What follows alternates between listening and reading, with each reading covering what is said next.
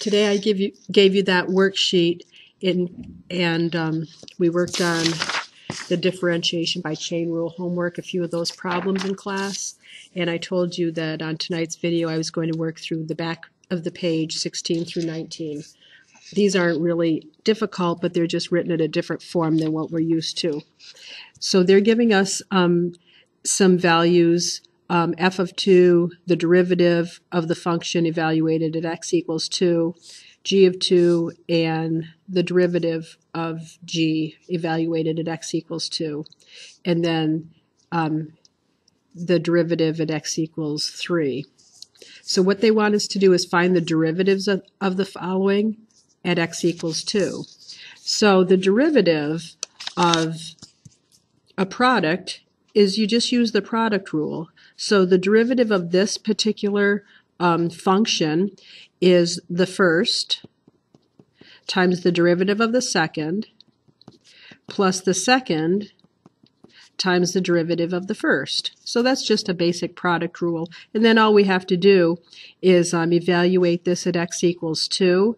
So if we plug in a 2 for all of those x's, they want us to multiply f of 2, which is negative 3, times g prime of 2, which is negative 2, and add to that g of 2, which is equal to 3, times f prime of 2, which is equal to 6.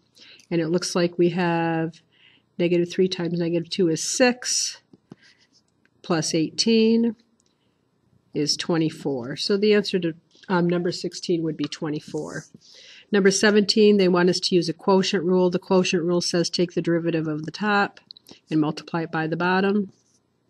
Subtract from that, take the top and multiply it by the derivative of the bottom, and all over the bottom squared. And now we're evaluating this at x equals 2, so we'll just put a 2 in for all of those x's. F prime of 2 is 6, g of 2 is 3, f of 2 is negative 3, and g prime of 2 is negative 2, all over g of 2 squared, and g of 2 is 3, so that's 3 squared. So we have 18 plus 6, which is 24, all over 9. And I guess we can reduce that down by 3. That is equal to 8 over 3. Number 18, the chain rule is going to be applied in this problem because we have 3 times f of x raised up to the second power. That's just a basic power rule. But then we have to multiply that by the derivative of the inner function, which is f prime of x. So 3 times, and we're going to put in 2's for all those x's, 3 times f of 2 squared. Well, f of 2 is negative 3 squared. And then you multiply that by f prime of 2, and f prime of 2 is 6. So we have 3 times 6 is 18, and 18 times 9 is 162, I think. Number 19 is a true chain rule because you have an outer function and an inner function. And so to take the derivative of an outer and an inner function, you're going to take the derivative of the outer function evaluated at g of x, and then you're going to take the derivative of the inner function and multiply that. So it's times g prime of x.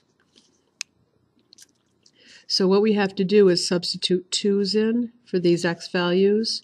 So we're finding f prime of g of 2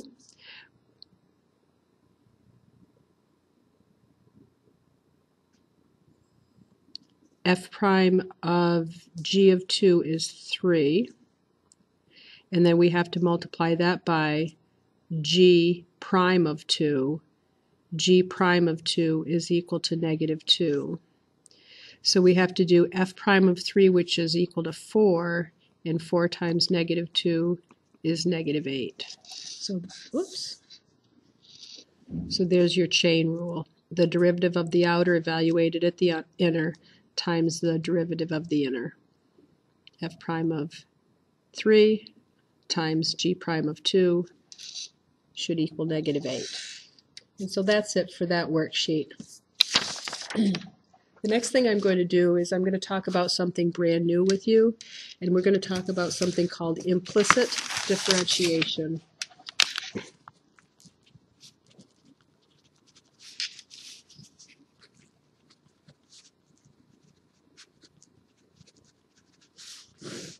Implicit differentiation means we're going to take the derivative of some expression where you can't explicitly define y as a function of x. So far, we've taken derivatives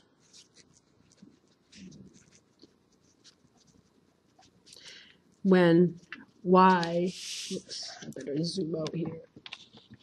Sorry about that.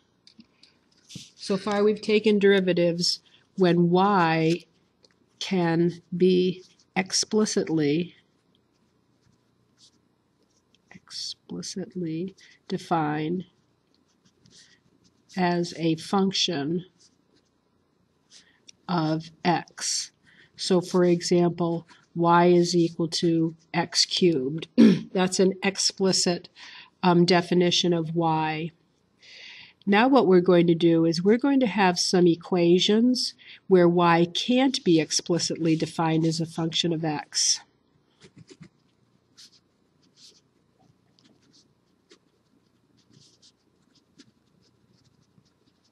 So now we'll have equations in implicit form. And when it's in implicit form, y can't be explicitly defined. Explicit, sorry.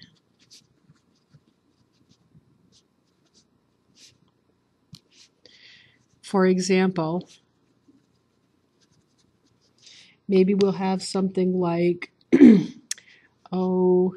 3x squared plus 2y squared plus 4y minus 3 equals 0.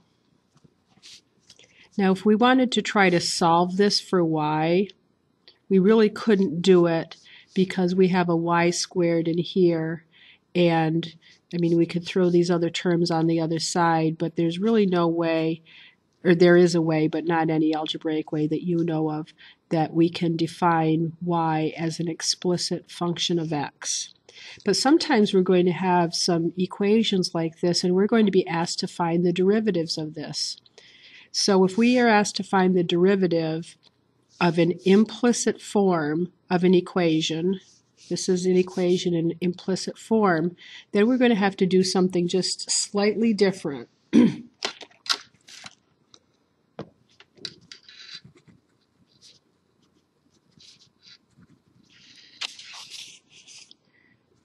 Or we'll use a slightly different method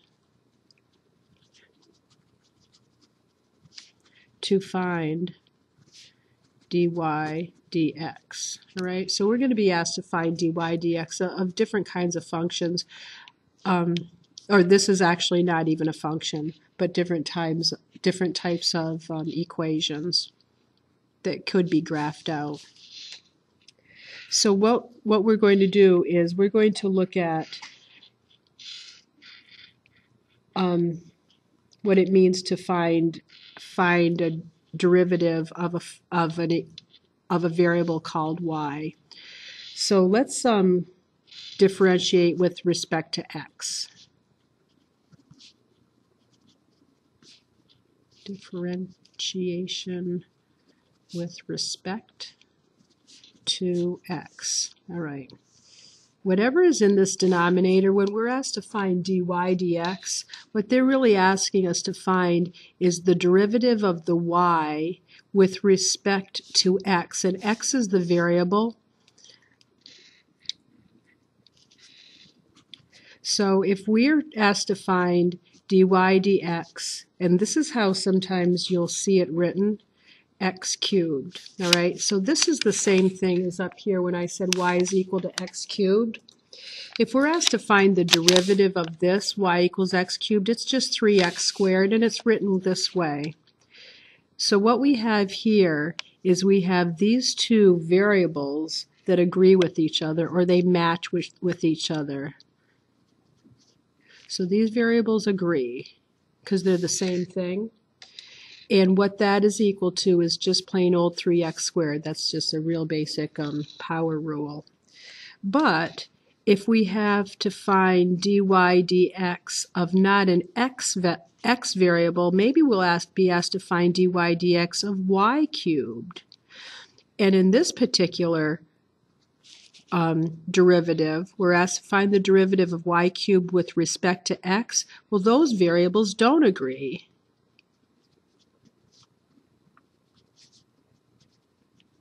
So what we're going to do is we're going to find the derivative of, we can use the power rule again. The derivative of y cubed is just 3y squared. But now when the variables don't agree, what we're going to have to multiply that by is the derivative of y with respect to x. So the derivative of this is 3y squared dy dx. Back here in this example, sometimes I ask students to think about this in terms of this is really 3x squared times dx dx, because we're taking the derivative of this function in x with respect to x, and dx dx is just 1, so we really never even write it. But if you have a variable that's different from that, then what you have to do is you have to tack on the dy dx because we're taking the derivative of y with respect to x. Here's another example. I'll give you 2 or 3 examples. Here's another example. What if we have to find the derivative with respect to x of x times y squared? Well, what we have here is a product, x times y squared, and we're going to use the product rule on this.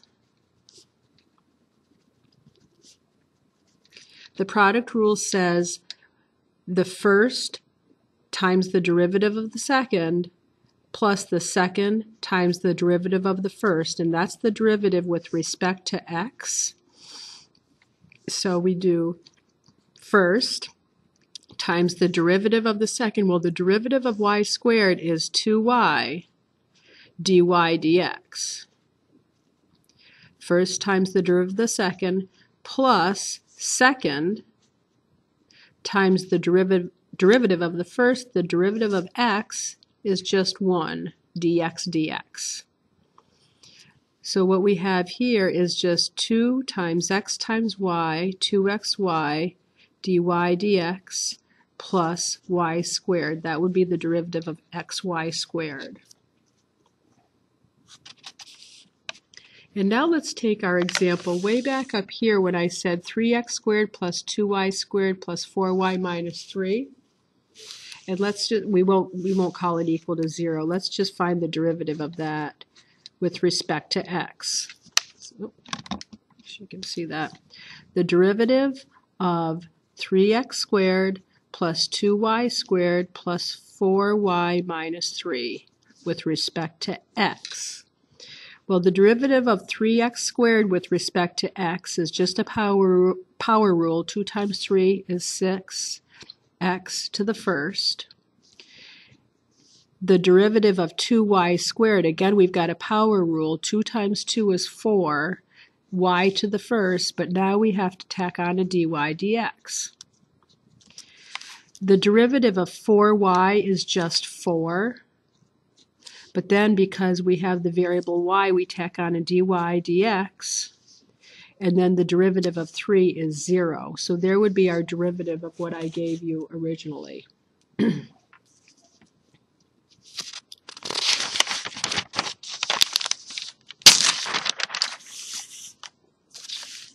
Now what we're going to do is we're going to be given an equation, and we're going to be asked to solve for dy dx.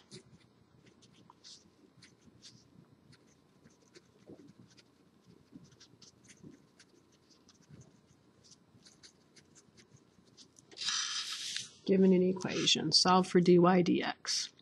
So what we do is this little four-step method. The first step is you're going to differentiate both sides of the equation with respect to x.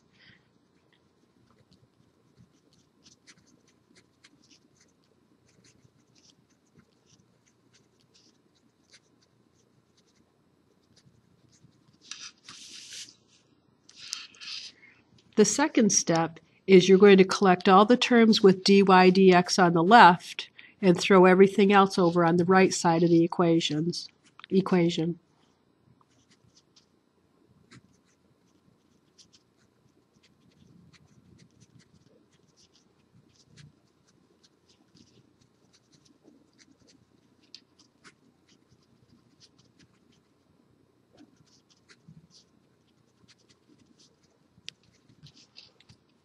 And then when all of the terms have a dy dx on the left-hand side, that will be the common factor, dy dx, so you're going to factor it out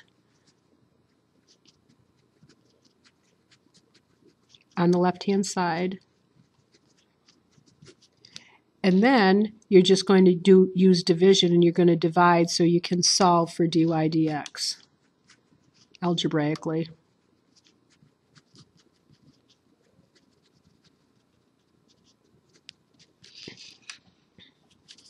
All right.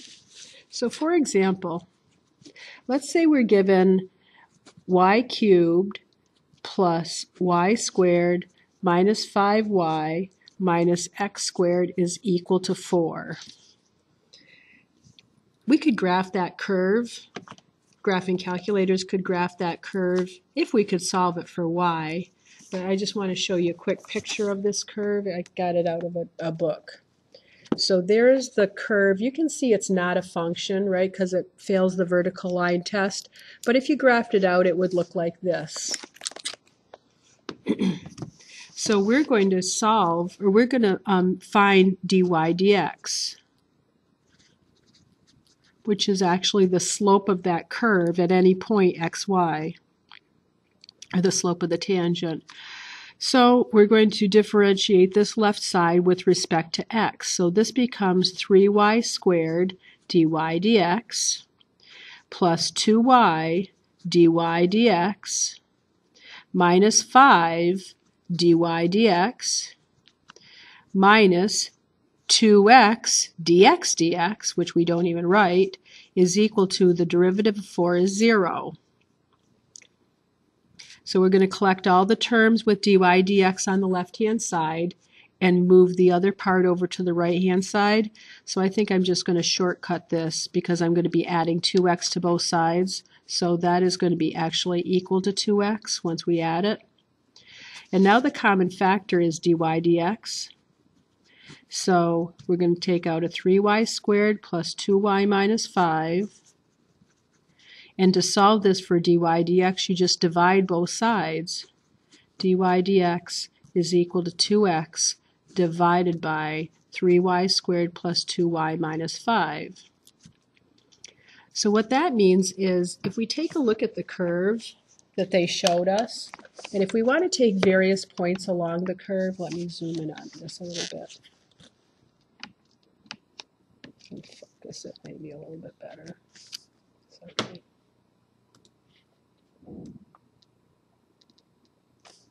All right. So this graph has several points. If we wanted to find the slope at this point 1, 1, or 2, 0, or 1, -3, or 0, whatever that number is, all we have to do is, and this is what I just showed you, this is what you just wrote out, here's your dy dx. All you have to do is substitute, like for this first point 1, 1, you can substitute x equals 1 and y equals 1, and you can get the slope of the tangent line. And I think if you put in y equals 1, you're going to get a 0 in the denominator, which means the slope is undefined, and you can kind of see that it would have a vertical tangent there. If you plugged in this point, x equals 2 and y equals 0, the slope turns out to be -4/5. And that kind of looks right. This slope of this function is -4/5. if you plugged in this point 1, negative 3, x equals 1 and y equals negative 3, this would reduce down to 1/8, and that kind of makes sense. If you drew a tangent line along this, it would be 1/8. So you can find derivatives of curves that are not necessarily explicitly defined functions of x. All you have to use is implicit differentiation, which means anytime you see a y in the original equation, you just take the derivative like you normally would, but you just have to tack on a dy dx after every term that's got a y in it. And I think that's it for today. We'll get practice tomorrow on implicit differentiation after your quiz.